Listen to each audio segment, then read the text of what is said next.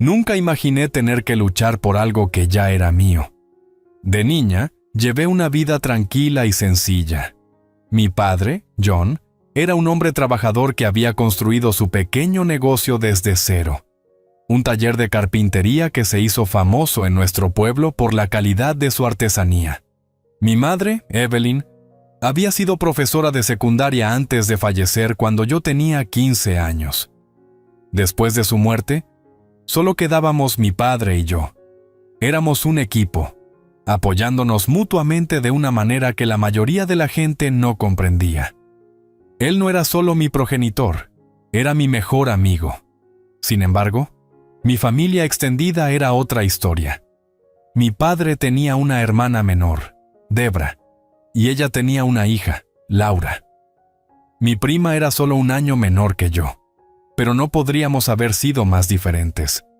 Mientras yo fui criada para ser independiente, responsable y trabajadora, a Laura la habían malcriado toda su vida.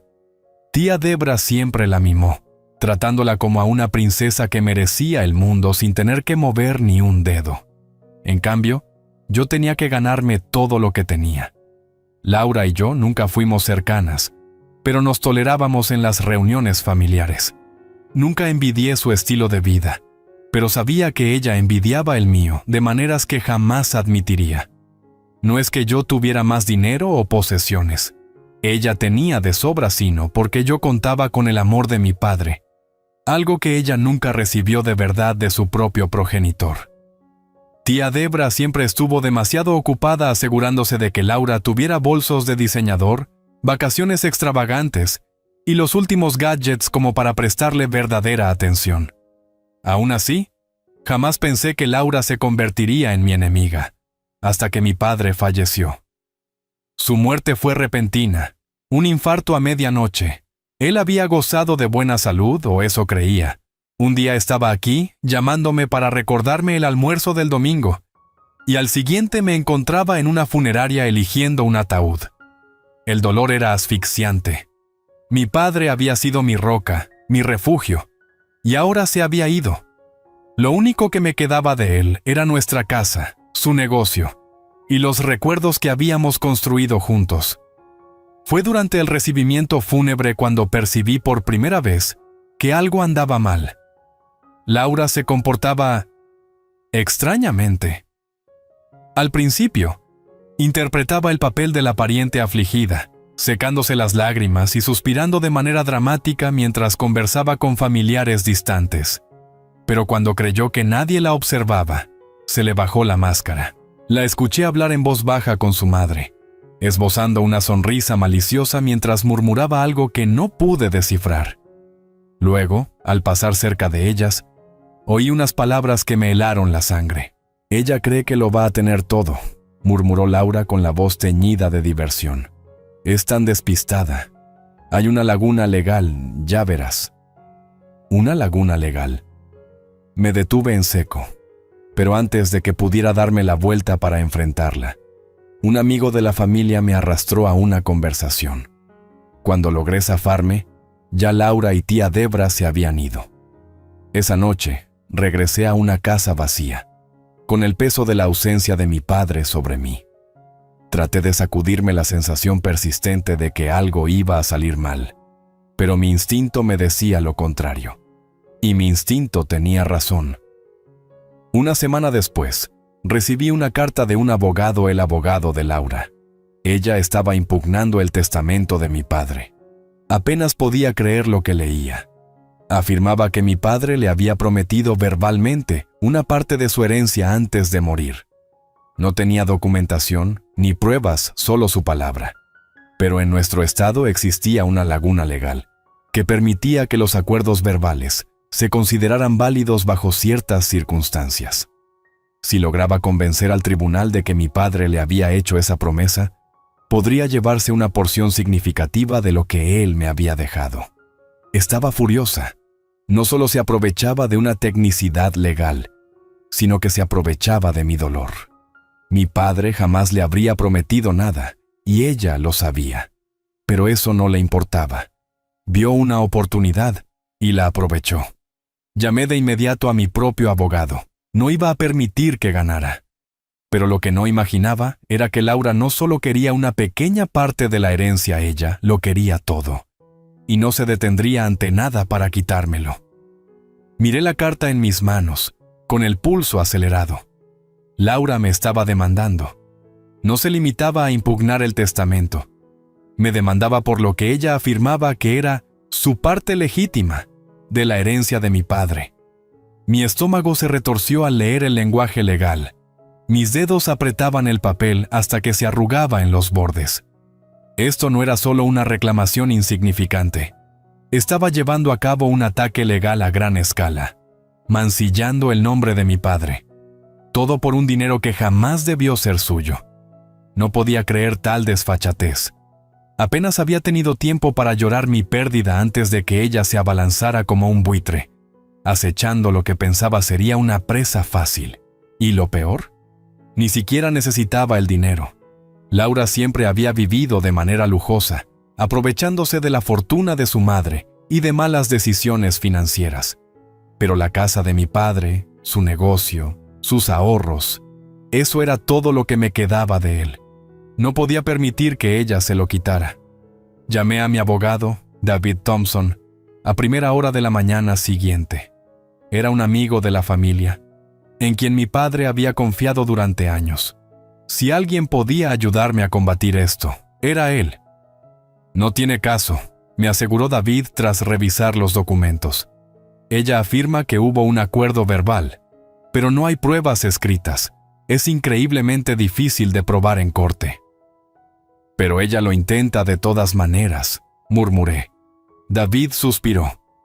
Porque gente como ella sabe que puede retrasar, alargar las cosas y hacerte la vida miserable en el proceso. Es un juego, Olivia. Y está apostando a que no tienes la energía para contraatacar. Tenía razón en algo. Estaba agotada, emocionalmente drenada por la pérdida de mi padre, por la soledad de despertar en una casa vacía, por el dolor sofocante que me impedía respirar. Pero no me rendiría. No con mi padre, ni con nuestra casa, ni con la vida que él tanto se había esforzado en construir. Pocos días después, me encontré con Laura en una reunión familiar. Era el cumpleaños de mi tía, y casi lo había evitado para evadir el drama. Pero sabía que, si me quedaba en casa, parecería que le temía. Me negué a darle esa satisfacción. Ella me esperaba. Olivia, dijo con voz empalagosa mientras se acercaba cerca de la mesa del buffet. Me alegra que estés aquí. No puedo decir lo mismo, le respondí, negándome a mostrar una cortesía fingida. Ella esbozó una sonrisa maliciosa, tomando un sorbo de su vino. ¿Supongo que recibiste mi carta?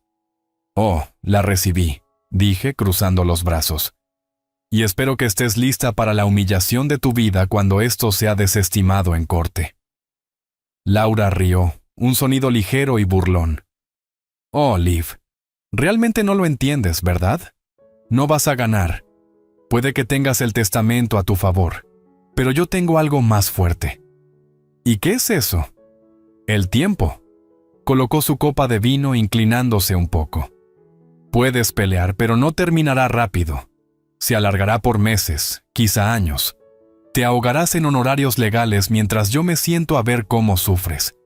Y eventualmente te rendirás, porque no tendrás otra opción. Sentí que mis uñas se clavaban en las palmas. ¿Crees que simplemente puedes aguantarme más tiempo? Sé que puedo, susurró, con los ojos brillando de confianza. No tienes la fortaleza para esto. Te quebrarás antes que yo. Apreté la mandíbula, negándome a dejar que viera la duda que se insinuaba en mí.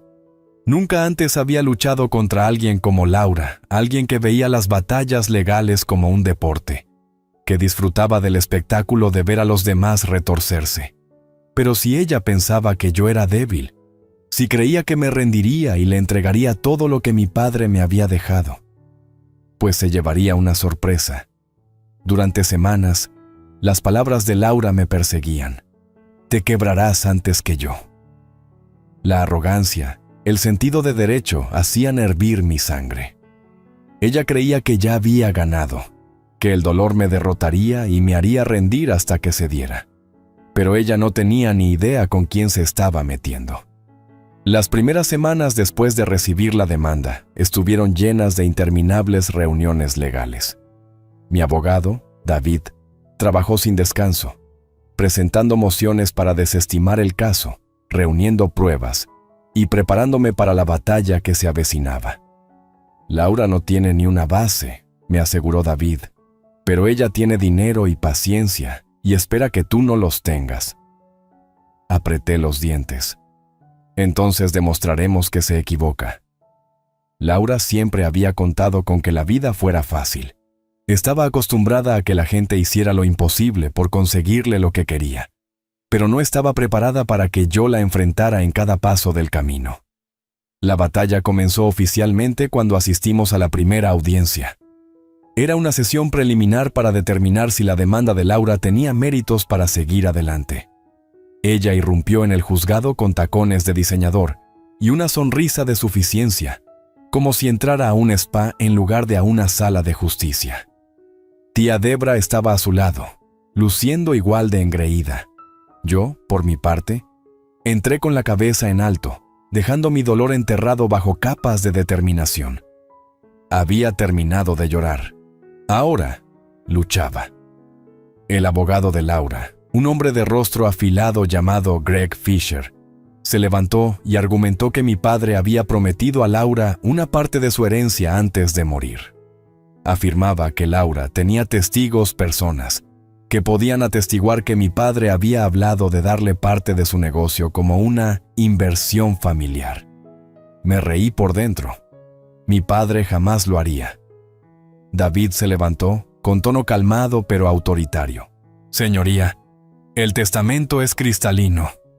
El señor John Mason dejó todo a su hija, Olivia. No existe ningún documento legal, ni grabación, ni declaración escrita que respalde la afirmación de la demandante. Estamos preparados para demostrar que esta demanda no es más que un intento oportunista de aprovecharse de un familiar en duelo. Miré a Laura. Su sonrisa se desvaneció apenas. El juez escuchó atentamente y luego dictaminó que el caso procedería a juicio. Los testigos de Laura serían llamados a declarar y tendríamos que defender mi legítima herencia en corte. Apreté los puños. Bien, iba a la guerra. Escalada. Comienzan los juegos. Lo que siguió fueron meses de ida y vuelta legal. Laura utilizó todos los trucos para retrasar el juicio, presentando papeleo innecesario, solicitando cantidades absurdas de documentación e incluso fingiendo problemas de salud que obligaron a reprogramar audiencias. Era evidente que lo alargaba a propósito, intentando agotarme emocional y financieramente. Pero lo que ella no se dio cuenta es que yo no tenía intención de irme a ningún lado. Mientras ella jugaba, yo cavaba más profundo. Empecé a investigar a sus testigos, amigos suyos, exnovios, incluso un antiguo compañero de trabajo que, según ella, había escuchado a mi padre hablar de darle dinero. Pero con la ayuda de David, descubrimos la verdad. Un testigo había sido sobornado. Otro tenía antecedentes de fraude financiero. Y la mayor revelación, la misma Laura estaba ahogada en deudas, tarjetas de crédito al máximo, préstamos personales impagados, e incluso un aviso de desalojo de hace 3 años que había ocultado a la familia.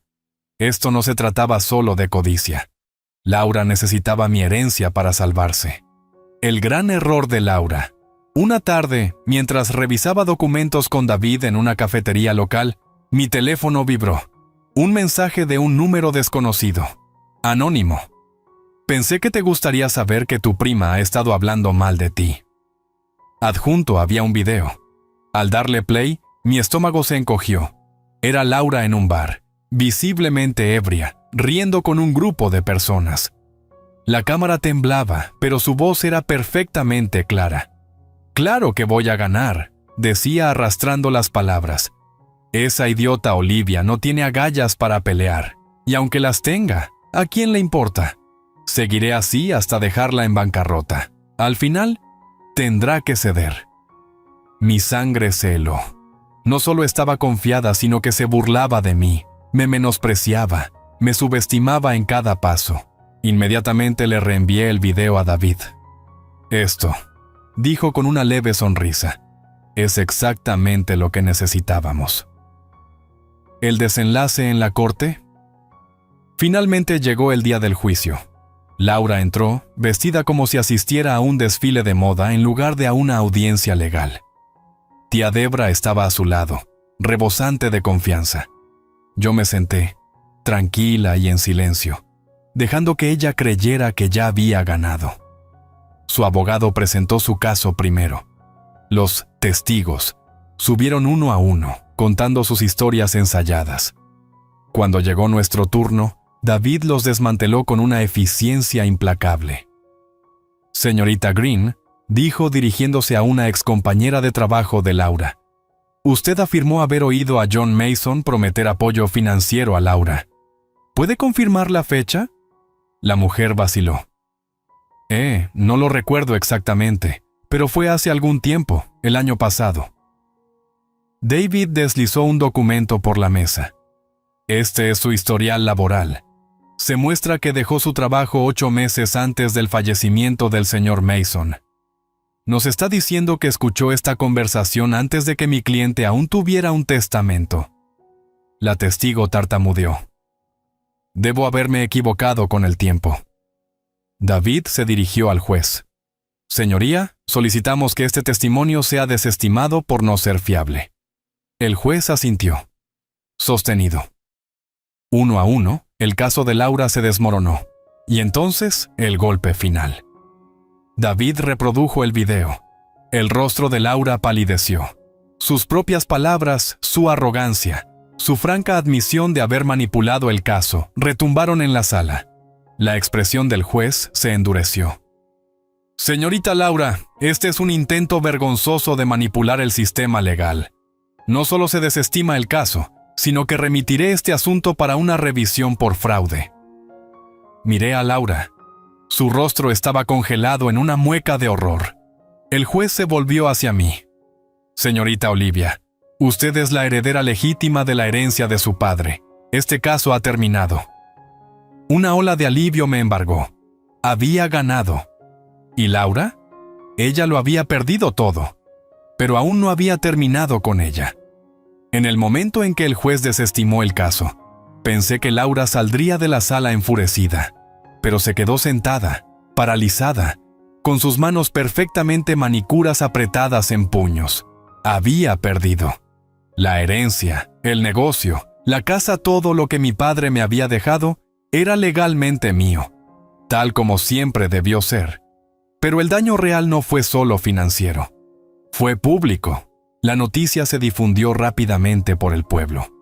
Laura había entrado al juzgado actuando como una reina lista para reclamar su trono, pero salió desacreditada, humillada y al borde de la ruina financiera. Debí sentirme satisfecha, pero aún no había terminado. El comienzo de la venganza. Una semana después del fallo, recibí una llamada de David. Su voz sonaba divertida. Quizás quieras chequear las noticias locales, me dijo. Saqué mi teléfono y allí estaba. Un artículo exponiendo la demanda fraudulenta de Laura. Alguien había filtrado las transcripciones de la sala, incluido el video de su confesión en estado de ebriedad. El artículo detallaba cómo había fabricado testigos, manipulado el sistema legal e intentado robarle a su propia familia. Sonreí. Ya tenía una buena idea de quién había sido el responsable de la filtración. Para la mañana siguiente, el nombre de Laura estaba en todas partes. Las redes sociales la destrozaban, tildándola de consentida, malcriada y patética. ¿Su reacción? Pura desesperación. El colapso de Laura.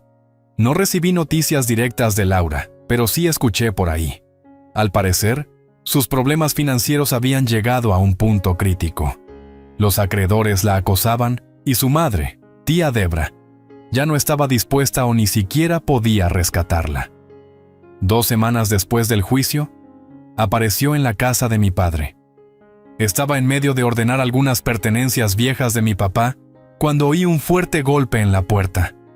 Mi estómago se encogió. Ya sabía quién era antes de siquiera mirar por la mirilla. Respiré hondo y abrí la puerta. Allí estaba Laura, luciendo muy diferente a la arrogante mujer que había enfrentado en el tribunal. Sus ojos estaban enrojecidos, su cabello desordenado, y por primera vez en su vida, se veía pequeña.